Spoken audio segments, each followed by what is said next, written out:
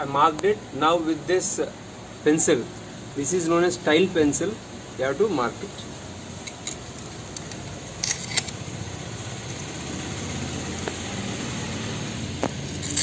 Or you can take any sharp thing you have, not just this, any sharp thing which is hard and tough, you can do it.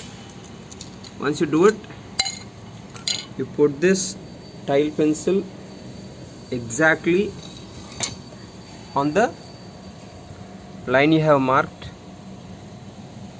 then apply the pressure, hold both the surfaces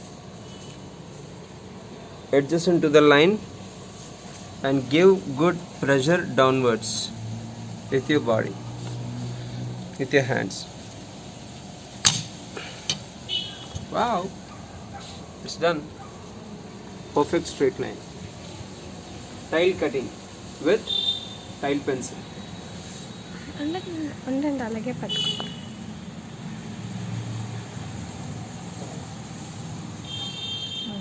This is the other tile. I marked it. Now I have to draw the line. This is the approximation of the line I have taken.